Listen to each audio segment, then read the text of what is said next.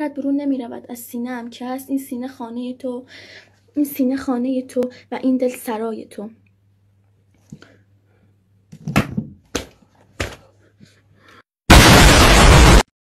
ساره از شاخه پرید، بازن تا ته باغ گفت با سبزه و گل هر چرا گفت کلاغ.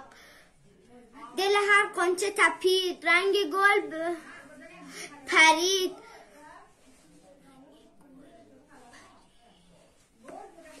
برگ بی حوصله شد سبزه، خمیه از کشید. شاپرک خواب نبود، رسیدم دوش طلاق. دینگلین دینگلین اندلین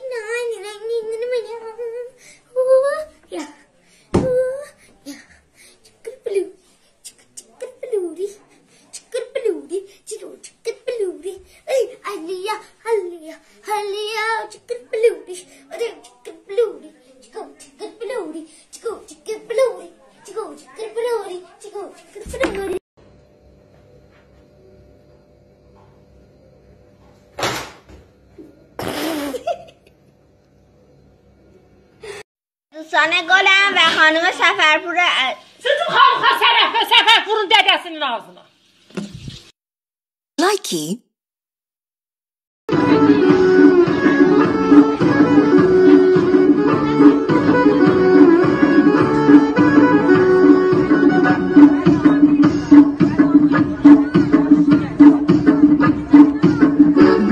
Piknikçiyə میگم پیکنیک میرم یعنی چی؟ اجازه همین وقتی غذا بذارن روش میپزه دست برید نکن میسوزه. پیکنیک یه کار دیگه هم میکنه. علیرضا چیکار میکنن؟ شیره میکشن. پیکنیک شیره میکشن؟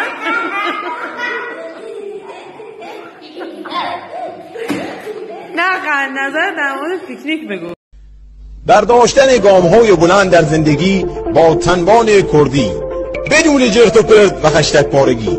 یک کناگه بنشینید و بلند شوید و از بار نشودن خشتک لذت ببرید. بسیار جادار با لیفونگ 8 سانتی زیبا با بهره‌گیری از پیشرفته‌ترین تکنولوژی روز دنیا با قیمت